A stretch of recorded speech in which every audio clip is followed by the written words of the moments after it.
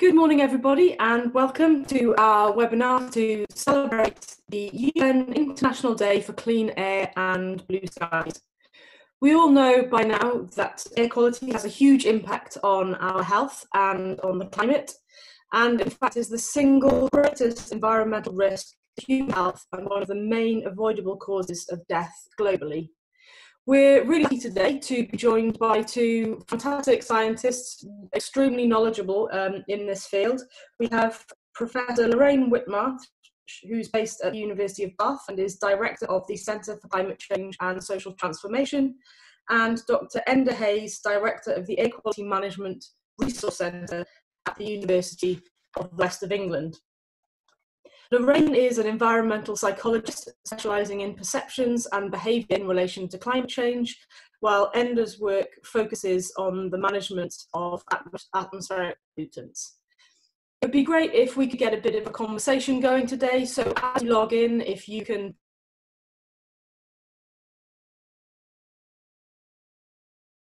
put a name in the chat box where you yourselves, that would be great. And if you have questions for our speakers, then please put those into the Q&A box as we go on through the presentations. So we'll start off today with Enda and then go straight into Lorraine's presentation, and we'll be gathering up the questions at the end so that we can get you engaged in the conversation. So I will hand over at this point to Enda. Hopefully he's available and online. Okay, good morning everyone. Give me a minute to figure out technology. And here we go. Share and slides. Okay, so good morning everyone. My name is Enda Hayes. I am a Professor of Air Quality and Carbon Management based at the University of the West of England in Bristol, although I do live in Cardiff, so an Irishman living in Wales and working in England. And I'm the director of a research group there called the Air Quality Management Resource Centre. Now our research group kind of sits at that interface between science and policy and the public, if you like. And a lot of the work that we do range from kind of policy support and evidence for people at the European Commission, European Environment Agency,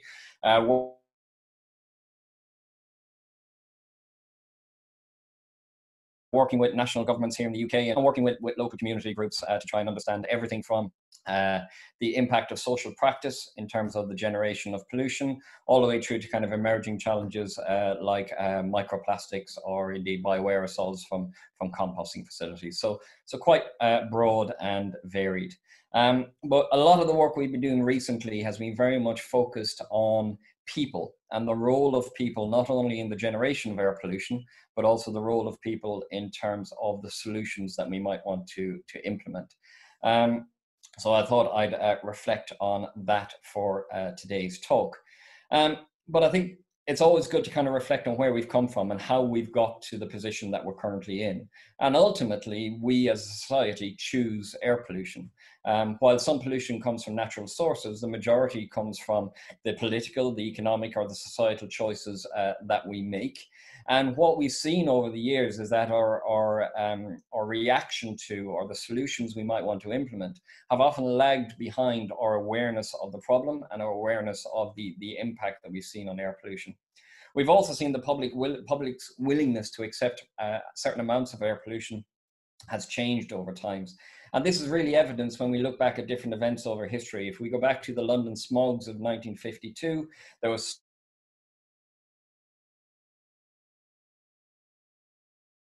such a public outcry that it led to the clears for that policy to come into place and to be implemented after such a major event. And arguably, you could say that in the current climate, with the restrictions around COVID, that it's really been the first time since probably the 1950s where the public has actually tangibly noticed a major reduction in air pollution. And it has certainly brought it to the public consciousness much more recently. So why be concerned? Although we've got impacts from the perspective of kind of ecosystems and impacts on our sensitive habitats, I'm really going to focus on the kind of the public side of it and the public health side of it. And the data is what the data is. We've had 7 million premature deaths globally, 400,000 in Europe, up to 36,000 in the UK, and anything from 1,000 to 1,400 premature deaths in Wales. Now, there's a difficulty around data like this in that it's often quite abstract for people to try and connect to. So we use the phrase premature deaths. So what we mean here is that they're not real deaths, they're statistical deaths, if you like. And that means that the numbers can vary quite dramatically depending on the methodology you implement, but also people's ability to connect to that health effect is difficult because it's quite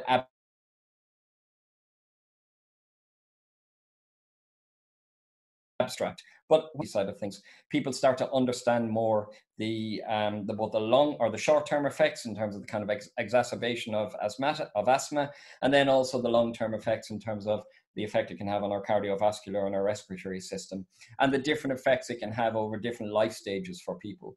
So while the public health evidence is there, the way we communicate this evidence to people is incredibly challenging to ensure that they connect to it. And I'll come back to the kind of communication challenges we've got a little bit later. Here in Wales, and indeed across the UK, we've got a process in place called local air quality management, which has been up and running for over 20 years. We run a two-tier system to some effect in that we've got the European directives, the Ambient Air Quality Directive, the Emission Ceilings Directive, which have been transposed into UK law, but it is national government that is responsible for the compliance with the limit values within those directives. Now that's the top-down policy approach. The bottom-up policy approach, part of the Environment Act 1995, is that we had the local air quality management process, which came into place. As part of that process, local authorities have to review and assess air quality within their region. If they identify an exceedance of a national air quality objective, then they must declare an air quality management area.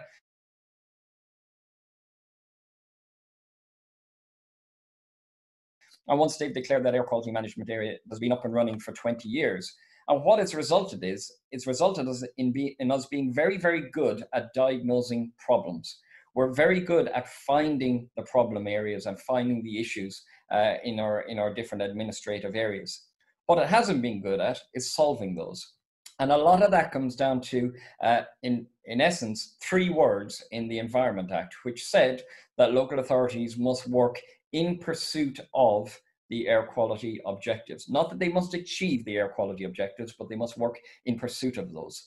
And that lack of teeth, if you like, at the local level and at the policy level has actually resulted in a lot of diagnosis, but not much action. And there's also a policy disconnect. So while the limit values at an EU level are legally binding, the air quality objectives at the local level are not. And this policy disconnect has also caused some confusion over the years in terms of the fact that many very localized hotspots aren't necessarily being identified in the national data sets that are getting reported. So we've seen a lot of challenges in the policy and the management of air quality over the years. And a lot of these are being addressed in terms of things like a lack of political will, a lack of funding for solutions. Quite often there's a lack of people within the data in that air quality management has to some extent become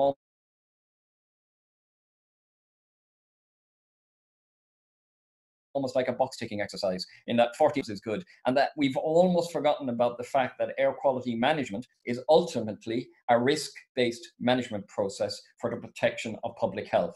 And to do that, we actually need to put people and their data back into this process to try and get a better perspective of what we're trying to deal with.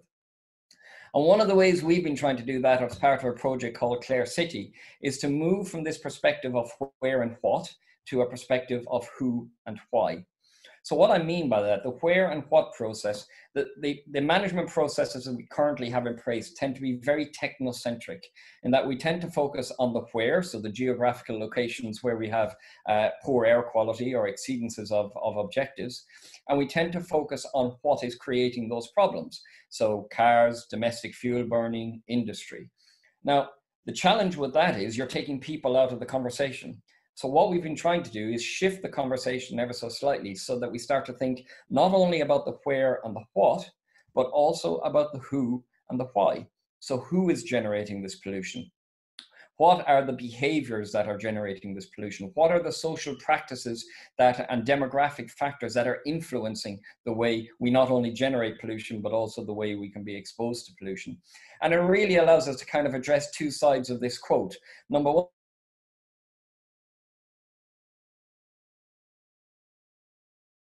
what do I know about we've got when we're engaging with the public, in that we need to make it a much more lived experience for them so that they understand the role that they have in not only the generation of pollution, but also the solutions we might want to generate or to think about. As well as thinking about the behavioral aspects, we also have to think about wider demographic issues and think about things like the influence of socioeconomic status. So again, this is a piece of research where we looked at MOT data from England and Wales. And ultimately, what it says is the richer you are, the more likely you are to generate pollution, but the least likely you are to be exposed to pollution. And conversely, the poorer you are, the more likely you are to be exposed to air pollution, and the least likely you are to generate it. And Hugh Brunt of Public Health Wales has actually looked at this information in much more detail in Wales, and has also added a kind of a third aspect to that debate in bringing in the public health argument. And we see the same thing in Wales, that areas where income deprivation status is most deprived are the locations where we have the highest concentrations of nitrogen dioxide and of PM pollution. And this is then reflected in the pollution mortality that we're seeing across the different regions, and that the most deprived areas are the areas where we have the most pollution-related deaths. So what we've got here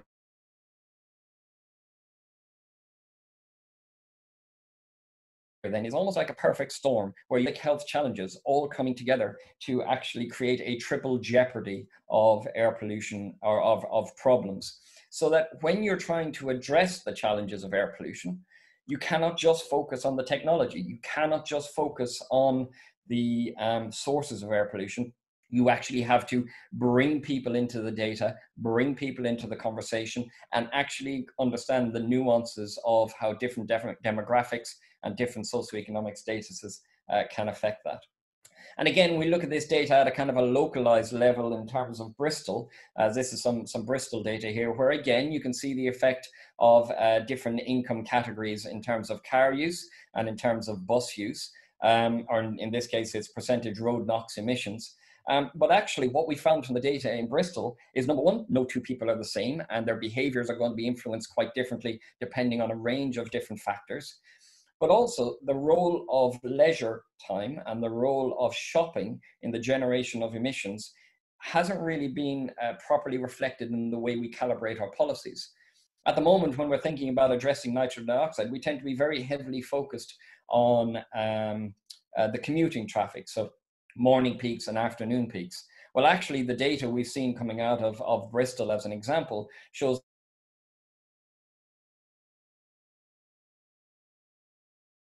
that leisure and shopping almost account for 50% policies for people. We have to think about the range of behaviors and the range of motives that they might undertake when they default to getting behind the wheel of the car. But it's not just about the hard numbers. We also have to understand and bring social science into the debate as well. And these are just some of the kind of quotes that have come out from the work we've been doing, which kind of reflect why people feel entrenched in a certain pattern of behavior, or why they might default to a certain activity. Unfortunately, I use my car. The train is too expensive and crowded, so insufficient public transport. It would take twice as long, so a need for flexibility or convenience. I've nowhere to put my bike at work, and I don't think my boss would like me sweating at my desk, a lack of facilities or a perception. And then one of the ones that constantly comes up are these safety fears. So these are the perceived barriers that many people have to not feeling enabled enough to be able to change their behaviors and change their activities. And it's not just about transport, but it's also about domestic energy. We see the same thing when we look at energy use within the household. Solar panels are too expensive, so there's a cost implication. I've tried to look into it, but I couldn't understand the jargon. Sometimes it can be confusing or too technical.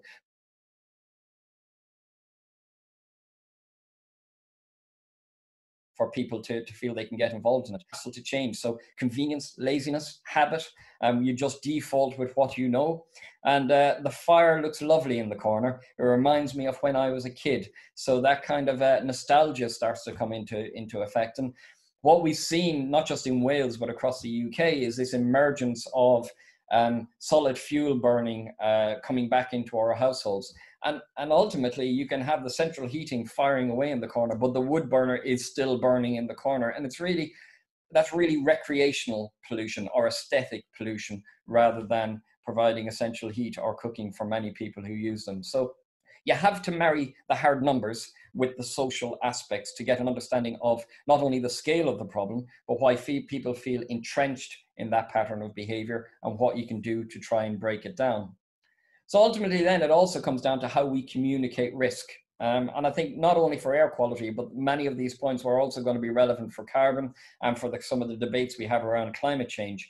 In that sometimes we have this kind of poor perception of risk. You know, we talk about micrograms, we talk about premature deaths or statistical deaths. And these are quite abstract, descriptive, analytical data points that the public can often find difficult to connect with. There's often a psychological distance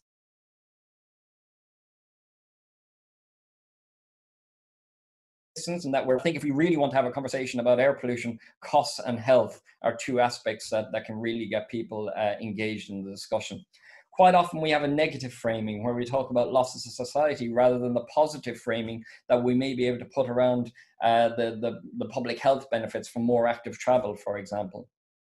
And we really need to provide better contextualization to allow people to make sense of the data. We need people to be able to connect their real world experiences with the challenges we face and the solutions we're trying to implement, and also making sure that we don't overwhelm people as we're moving forward. So ultimately, it comes down to having a conversation. And what we've learned from a lot of our work is if you open a conversation with, do you know that air pollution in Cardiff is 50 whatever micrograms of nitrogen dioxide, people switch off. People don't want to engage with that because it doesn't connect to their day-to-day lives and their day-to-day experiences. But if you start a conversation along the lines of, how do you get to work? How do you feel about travel? How do you heat your home? People become excited to talk about that because they are experts in their own day-to-day lives and they can feel like they can have a meaningful conversation with you. So you have to think about the public that you're trying to engage with. And when I say public, the public range from school kids to retired couples. The public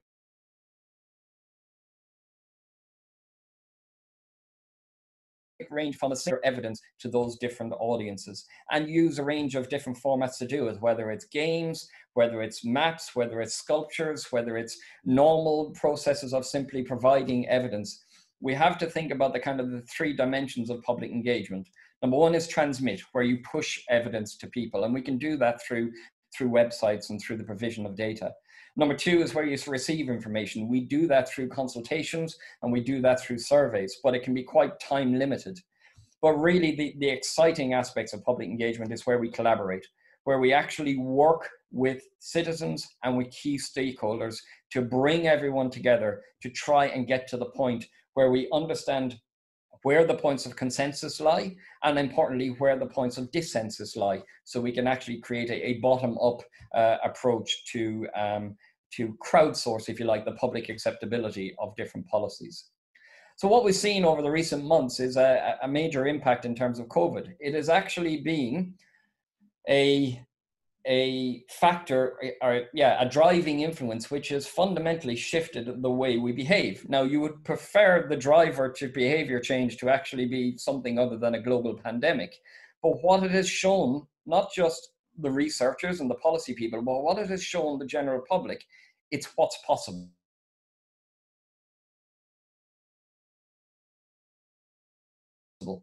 How we might change our own individual behaviors. And what we've seen in terms of the transport stats from DFT is that we saw that major drop down for cars, buses, HGVs, but we haven't seen the bounce back for rails and buses. And a lot of that is probably down to the perception of risk in terms of exposure. But ultimately, it looks like cars are back up to about 80–90% of where they were post-lockdown. HGVs and LGVs are pretty much back to where they were post-lockdown. So unfortunately, we seem to be creeping back to what many people perceive as being normal, rather than retaining some of the benefits we've had. And on the right-hand side, all I've done here is added in the cycling data that DFT provide. And what you can see is that major uplift in active travel. Now, a number of factors for that. It was sunny, it was over the summer period, so a lot of people were getting back out. Because we were allowed out for one piece of exercise a day, I think a lot of people were using cycling as that piece of exercise.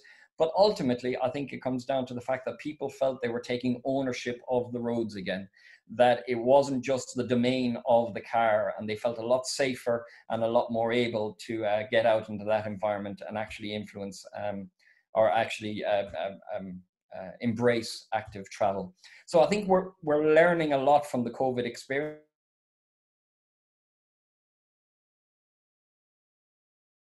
But I think there's also a lot we can call WeCount, which is a citizen science project for counting traffic basically from your windowsill. And a shameless plug here, actually, we are going to be looking for people in Cardiff to get involved in this project, and the wider Cardiff region, and even anywhere in Wales to get involved in this project to try and help us understand very localized traffic issues. But this is, again, traffic data over the lockdown period. And what's interesting from the data in Belgium is that while cars have dropped, active travel hasn't really changed that much. And that comes down to the original starting point, the traditional behaviors that they have, and that they're much more cycling orientated, much more active travel orientated. And actually, they didn't see the same effect that we saw here in the UK. So I think there's a lot we can learn from other countries, and indeed a lot we can learn from citizens and their roles in generating this data going forward. In terms of air pollution during lockdown, the analysis on the left is from Ricardo, where they've looked at air quality monitoring across the UK from a number of different sites, and they've de-weathered the data. So they've taken out the influence of local meteorological conditions. And as you can see, we saw a notable reduction in nitrogen dioxide, but we didn't see the same reduction in particulate matter and indeed ozone. And a lot of that comes down to the sources and the complex chemistry. And just to look at it in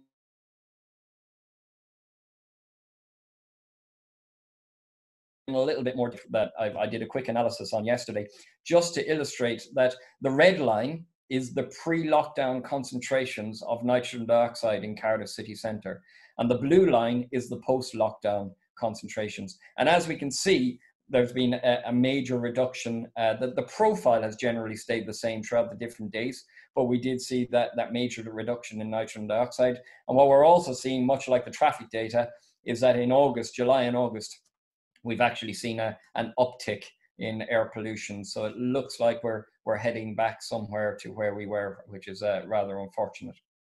So in terms of solutions, the title is, blue sky thinking. I actually don't think we need blue sky thinking. We know what the solutions are. We just need to implement those. And as I outlined a little bit earlier, there's a number of factors to do that. Number one is to kind of marry the technological innovation with the societal innovation. Number two is to provide funding to the responsible authorities to try and put it into place. Number three is more political will to drive the process forward. And number four is actually legislation with meaningful teeth that can actually push it forward. And the solutions range from green infrastructure to car clubs, to solar panels, to cycling networks.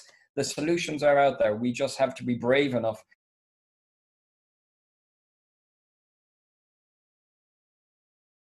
to implement them and take them, not in isolation, but as a linked enabling chain of interventions.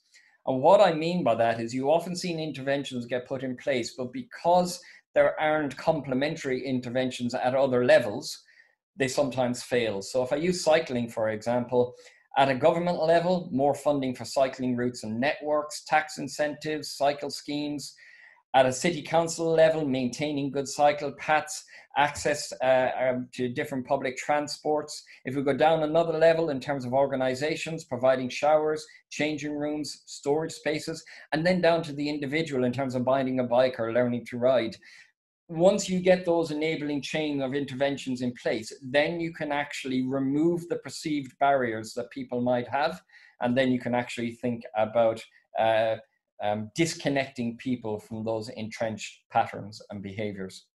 So we often hear the science policy interface being discussed. We really need to bring the public into that conversation much more. We need policy with teeth, as I mentioned, and we need to understand the kind of social practices and the demographics that influence the way we generate pollution and also influence our exposure to pollution, influence the health effects of our pollution, and ultimately empower people to have a say in what we want our future cities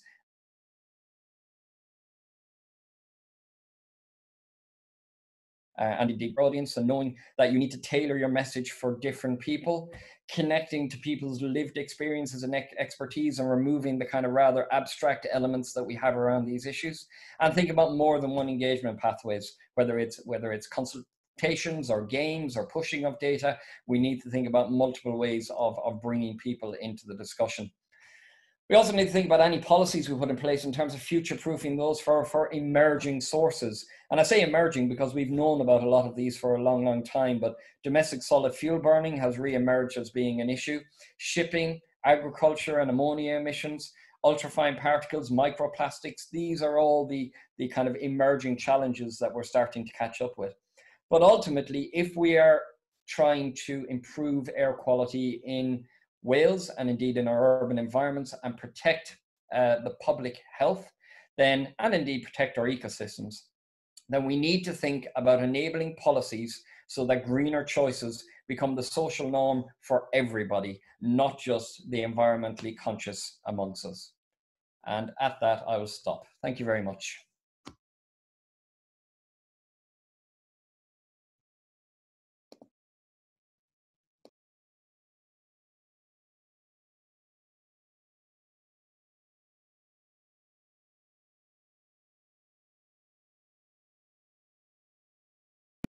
So I think it's over to me, and I hope you can see my slides okay. I'm going to hope somebody tells me if there is a problem. So yeah, thank you for that great talk, Enda, and it's a hard act to follow, because I think a lot of the points that I want to make kind of build on what you've said, but hopefully I'll be able to say a little bit more about where behavioural science can provide some insights to actually show how we can change behaviour. And we've heard that kind of, you know, that transport emissions are rising. In fact, traffic in the UK has been going up by nearly 30% over the last couple of decades. And emissions, although it hasn't risen to that extent, in surface transport and aviation are where we're seeing a continued rise, despite in other sectors emissions falling. So it is an area where we need to be doing much better, and where we're seeing progress elsewhere. And again, this was a point that Enda made, but this is really fundamentally a social and behavioural challenge. Because we know from, for example, the Committee on Climate Change's Net Zero report that came out around a year ago, that actually a large proportion of what we need to get to net zero is about behaviour change, social and behaviour change. So that's this pie chart. The green and blue bits together account for about 62% of the measures needed to reach net zero include behaviour change. And obviously, although clean air is not only, it's linked to climate change, it is, you know, a lot of the causes are linked in terms of, for example, transport. And in terms of thinking about what we can do to achieve more sustainable transport, we often think in terms of the sustainable transport hierarchy. And so that involves, this is on the right-hand side, avoid, shift and improve. In other words, avoid the need for travel. That's the first and most important thing you can do. So, for example, encouraging people to work from home or use alternatives to travel in the first place, or change the built environment so you don't need to actually travel so much. The second thing is shift onto more sustainable modes. So active travel, walking and cycling, or public transport are less damaging than driving and aviation. And then the third thing is improving technology. So using electric vehicles, for example, which reduces air pollution. But it's in that order. So the best thing you can do is to avoid the travel in the first place. And actually, we are seeing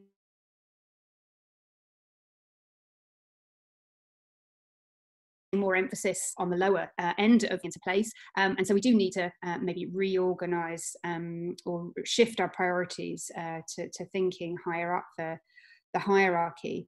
But behaviour change is central to all three of those strategies.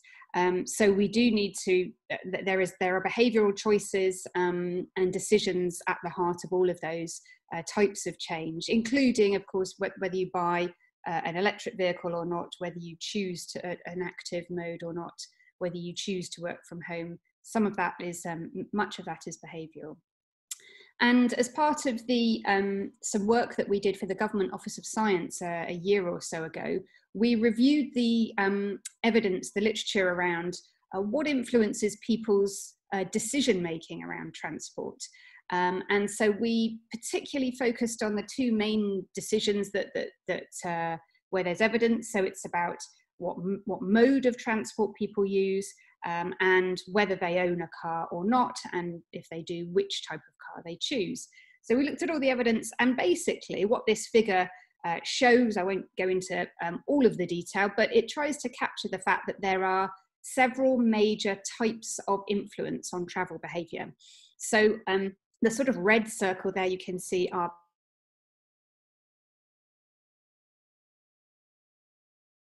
people's motivation. So this is where people say it's cheaper than taking the train, for example, or so that's an economizing type of motivation, or it's quicker. So thinking about the sort of time factor, it gives me more autonomy, more freedom, etc. So there will be kind of explicit things that people will say are the reasons that they take a particular mode instead of another. But then there will be unconscious factors, that's the yellow blob there, things that maybe people aren't particularly aware of influencing their choices, but we know from various strands of research that they do shape people's behaviours. So things like social norms. What do people around them do? What's a normal thing to do? What's aspirational? Does it say something about how important I am if I drive a really fast car, for example? So that sort of symbolism comes in a little bit as well. And habits as well is something I'll come back to as a really important factor. Then kind of sitting behind some of those individual motivations and unconscious factors are this green circle sort of towards the left, which are, well, what we call sort of demographics and circumstances. So this is how many people you live with. So do you have children that maybe you need to drop off at school, for example? What's your income level? What stage of life are you? Are you working? Are you in college, etc.? And so all of that sort of determines your travel needs and your capacities, your resources, which in turn influence some of your motivations. The orange circle, though, towards the top is probably the one that, if we were representing these circles in terms of how important they were, should probably be bigger, because it's the physical, the built environment. It's the design of our towns and cities. It's the availability of public transport. It's the cycle infrastructure. It's the frequency of public transport services, etc. It's what our built environment and our transport infrastructure is like. And that fundamentally determines the options available to us and our perceptions of safety, availability, and so on. So that's a really, really strong influence. But because there are all these multiple things that together influence our behaviours, we do need multiple interventions.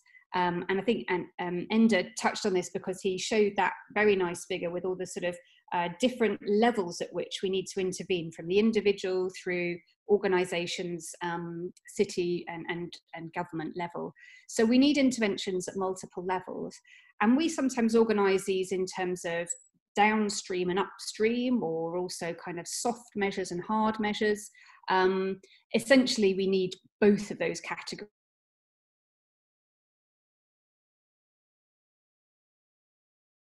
and several things within those categories. So we need to be giving people information, shaping their choices and encouraging them to maybe think differently about different options.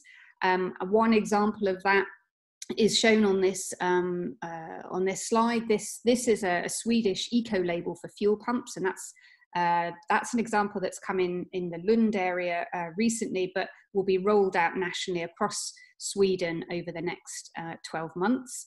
So they will have to show the environmental impact of their fuels at the point of use through that labelling. So that does help to sort of maybe influence people's decision making at the point at which they're making a choice.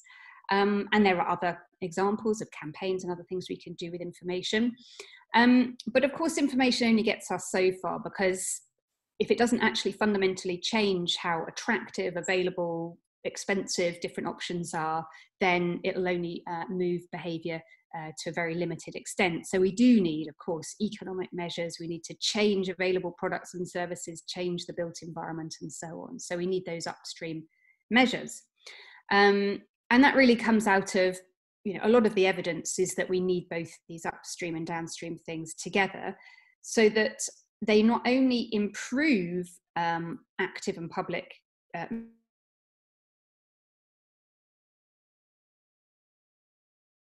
modes, but also not enough just to provide some cycle lanes, provide some cycle training, for example, give people information. That helps, but we also need to break car use habits and make car use less convenient. We need to reduce the amount of parking available. We need to basically shift the incentives so that the default and the easier option is to cycle and use public transport and walk. The other thing we need to do is to think about where our demand is coming from, and actually look at kind of patterns of demand at the sort of group and community and organizational level. And so this means kind of thinking about where are the really big causes of transport demand. And it might be sort of major employers, for example, where they're employing a lot of people, and so a lot of people are commuting to the same spot, or it may be a major event or whatever.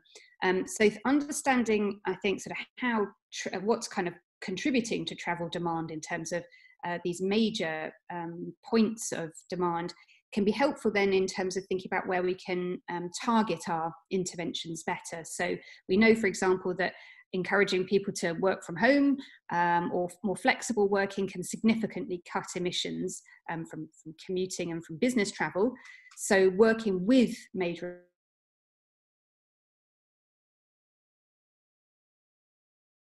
employers, with organisations. A more general point related to that is that targeting is really where we need to be ensuring that our interventions are more effective. The more targeted they are, that usually the more effective they are. So we can target to those needs in the context that I've mentioned in terms of particular employers, for example, but also thinking about the fact that obviously rural situations, a completely different set of travel needs potentially to urban ones, people working in different times of day or with different disability different mobility needs. All of those need to be factored in, which means that there is no one size fits all. But also we need to think about those different motivations that Enda touched on as well, actually thinking about the fact that different people might have different things that are contributing to their choices when they are travelling. And one of the things that we've recently argued in a piece that we submitted to the British Medical Journal was that we need to probably draw out the implications for health more strongly for people when they're thinking about travel choices and well, environmental choices actually as well. So, for example, putting health warning labels on the points of sale of fossil fuels. So I showed the eco label earlier that the Swedes are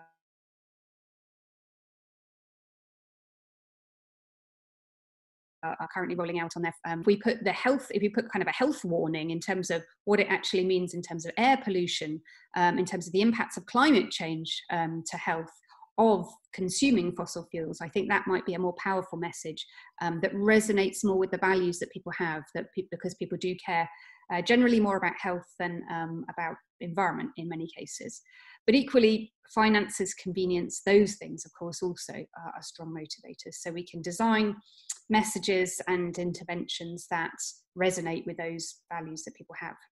But the final thing that I just want to talk about briefly is that we can also intervene target our interventions more effectively to moments in time as well, when people's habits are disrupted. So if we need to think about not just how to intervene, but when.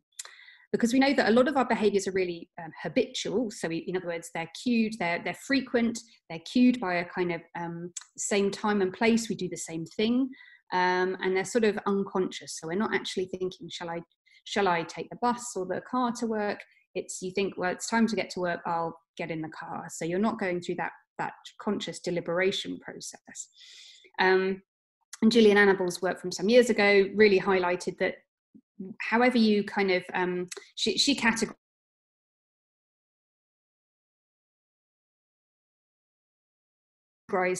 travellers in terms of different wherever they need to go to, through to the carless crusaders, people that don't drive at all, and said that really it was clear that how they travelled in the past was one of the strongest predictors of how they intended to travel in the future. In other words, our habits are a really strong predictor of what we're likely to do in the future. And what we know is that in the presence of a strong habit, people tend not to pay attention to information about alternatives.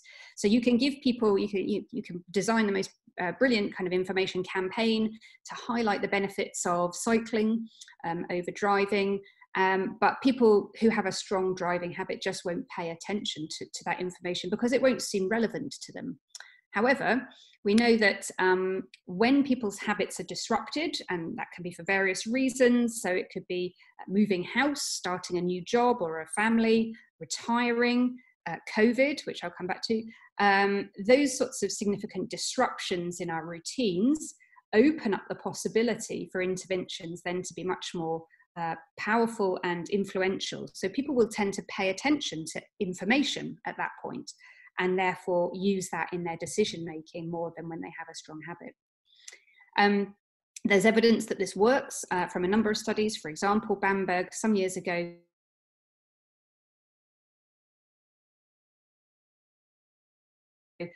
gave people some tailored one-day pass to try the bus for free, and he gave that to people who had recently moved house and to people who had not recently moved house. And he found that the intervention only worked for people that had recently moved house because their habits had been disrupted and they were more interested in new ways of getting to where they needed to go to. So that increased bus use very significantly, over twice the proportion compared to pre-intervention. Now, we've already seen evidence from Enda about the impact that COVID has had on our travel habits, but I did just want to touch on some evidence, survey data that we've collected over the last couple of months that really builds on this and shows what's kind of happening sort of underneath these emissions level that we've seen. So we know that emissions level have dropped very significantly during lockdown. So we took the opportunity to collect some survey data from a UK sample of about 1,500 people at the end of May.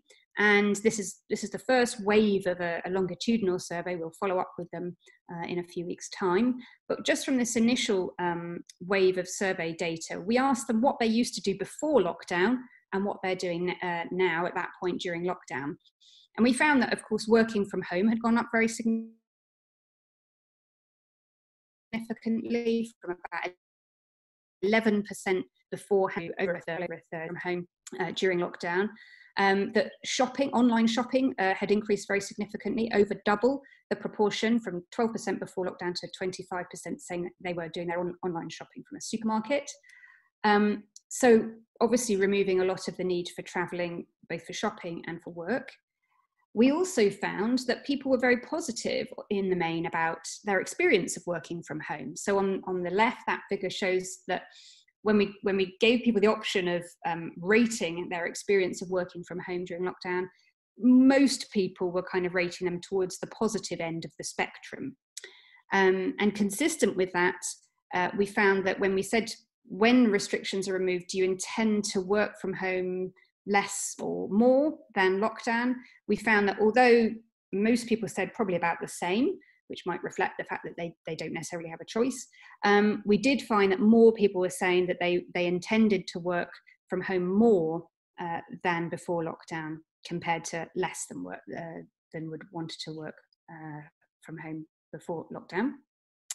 And we also asked about a number of other things. So we also asked about having virtual or online meetings instead of in-person ones, having GP appointments by phone or online,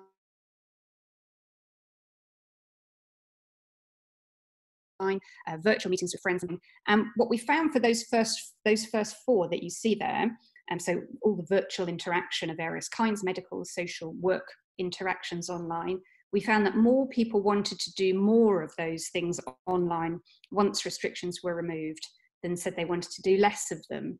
In other words, it suggests that people, having tried some of this virtual interaction during lockdown, were pretty keen on maintaining some of those things, had a positive experience, albeit some were saying, I'll just do it the same as before lockdown.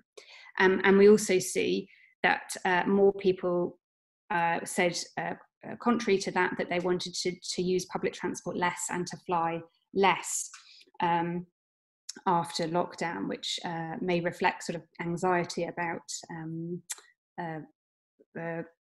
COVID contamination on public transport and aviation. And finally, we had an open-ended question, which was about, well, having done things differently during lockdown, what are the sorts of things that you might want to carry on doing after lockdown that you've been trying and doing differently during lockdown? And this was an open-ended question, and we had lots and lots of different suggestions here. You can see 3 different examples of the sort of things that people wrote. But, you know, for example,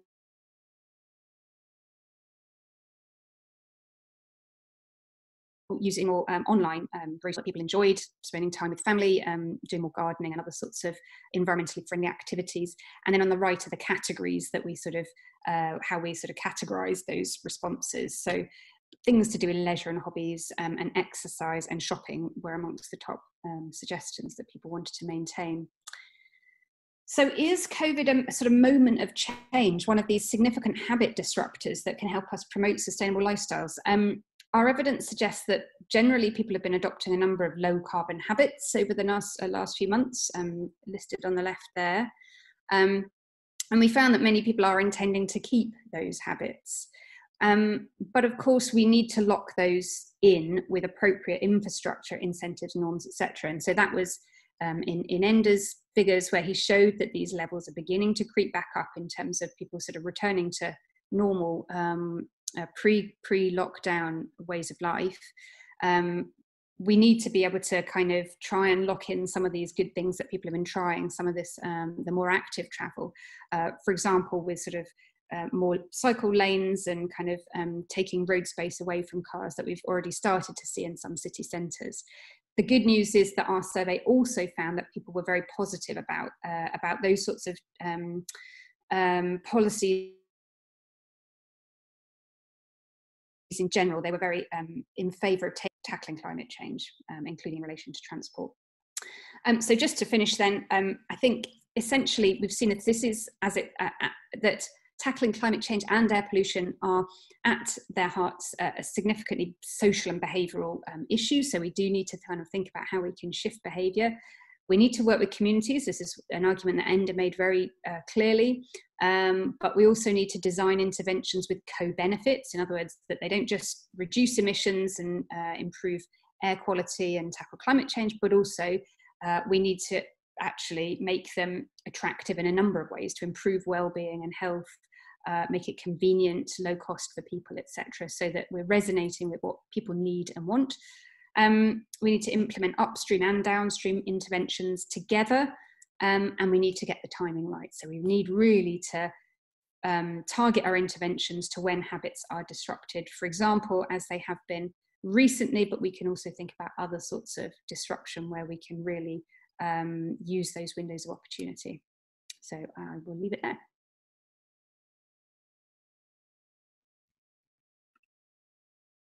Thank you very much, Lorraine. And Enda, if you'd like to come back on, we've had a few questions come in. I think I'll pick up with this first one. Given the variability of pollution across, do you think legislation should introduce regional targets and objectives rather than an all Wales approach? Who would like to go first on that one? I will. No. Can that do as an answer? I think so. I understand the point that the person's trying to make. Yes, you do get that variation across the country, and as you can imagine, depending on the pollutant, of course, as you can imagine, a major urban area like a Cardiff or a Swansea might have much higher nitrogen dioxide levels than a small town like an Aberystwyth, for example. But I think in a country the size of Wales, if you start introducing regional objectives, you're going to create problems and you're going to create confusion. Now, within the Clean Air Act, the Clean Air Plan that's recently been published, they talk about a measure of air pollution called a population-weighted mean. Now, what that does is it takes the measured concentration or the model concentration of air pollution, and it applies an adjustment based on the population of that particular region or that particular kind of lower super output area, whatever the geographical scale is that you're looking at. And that allows you to almost, if you like, even out the playing field in terms of understanding the possible exposure, if you like, for different populations in different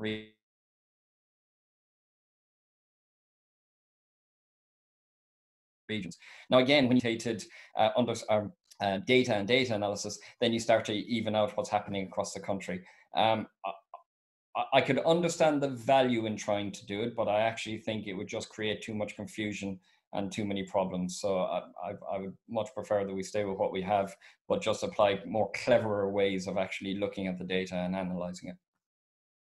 Lorraine, do you have any thoughts to add to that? I can see you nodding away there.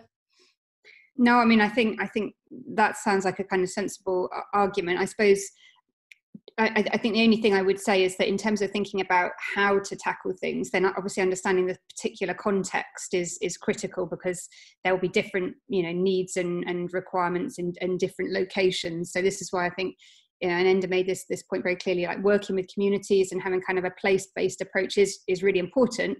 But I can also see, obviously, you need to kind of have it needs to be sort of joined up in terms of the national level as well. So I guess it's getting the balance right then. Okay, thank you very much both. We have another question here from Matthew Norman, Public Affairs and Policy Officer for AUK BLF and Policy Lead for Healthy Air Cymru, wondering whether you've had the chance to review the Clean Air Plan for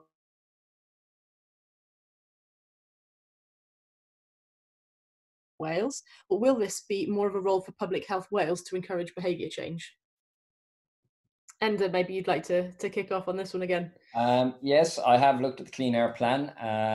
I tend to look at a lot of Clean Air Plans, not just in Wales, but around the country and across the EU.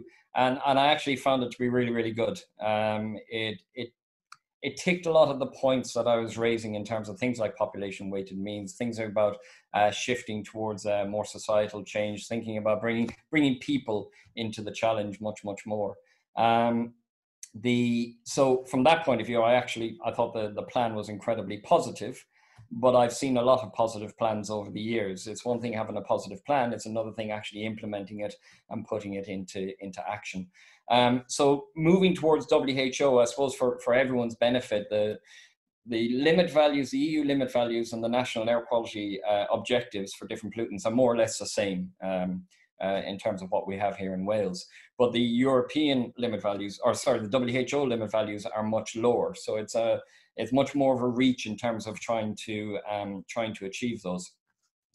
Personally, I think they need to be the aspiration for any developing country which really has the well-being of its citizens in mind, and starting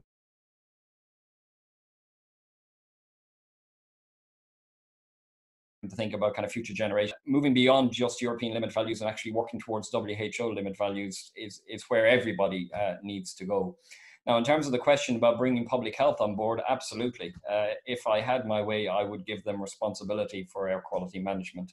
I think that what we've seen over the years, and part of the local air quality management process, is that has sat in environmental health departments.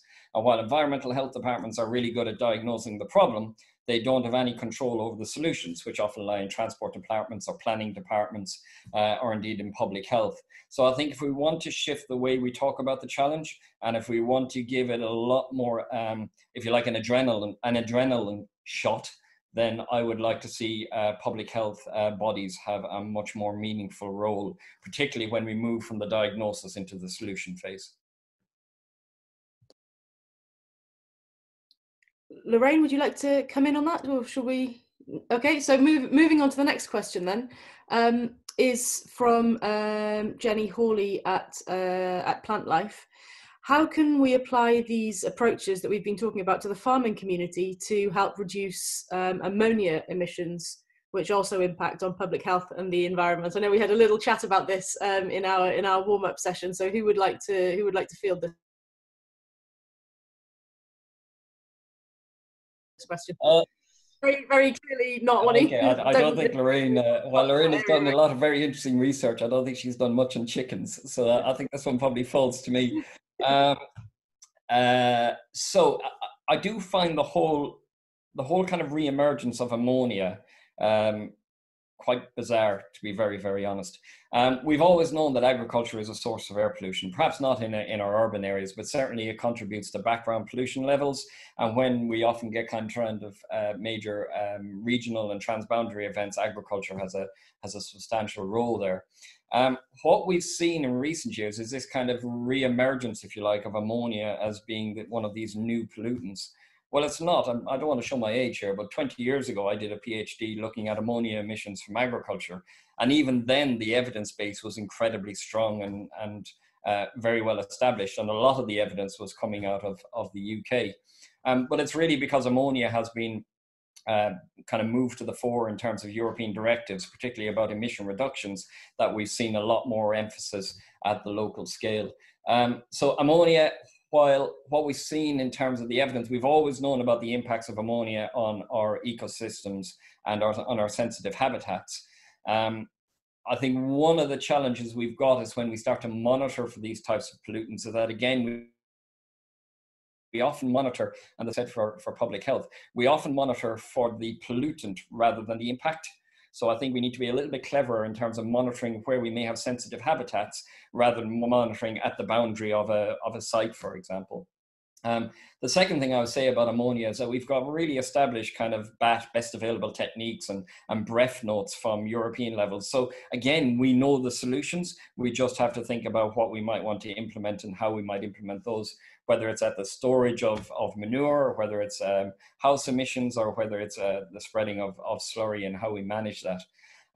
What we have seen in recent years is the kind of better understanding about ammonia from the perspective of the kind of atmospheric chemistry and how it contributes to PM pollution and how it contributes to effects on our public health. And that has become quite an interesting and an emerging topic that we might want to explore a little bit further.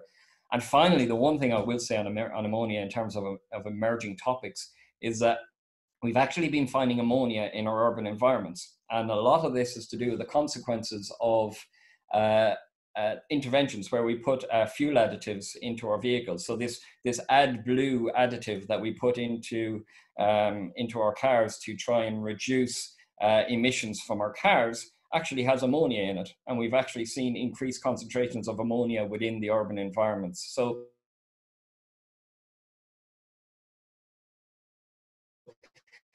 it has a major effect not only on our ecosystems, but also on our health. And it really, the farming community has a lot that it can contribute in terms of not only its reduction, but also leading the way in terms of general pollution improvement, not only for ammonia, but PM as well. Thanks, Enda. I think we have time for one more question. And Lorraine, I think this is probably a question for you. Do you think there is a further role for government or legislative instruments to play in changing social behaviours? Absolutely. I mean, I think at the moment, I think sort of historically, there's tended to be a preference for sort of more voluntary approaches to behaviour change. So give people information, perhaps provide some economic incentives or disincentives, and sort of nudge people in a direction that would be better for society and the environment. Because there's a sort of, a fear of restricting consumer choice and making people kind of angry and not getting voted in, I guess. I think what we know, though, is that information and even economic incentives will only get you so far, and generally are not particularly effective. And so for the scale of the challenge that we have here for climate change, but also for other sort of, air pollution as well, we need a fundamental transformation of our society, and that can only happen with, a lot of top-down intervention, albeit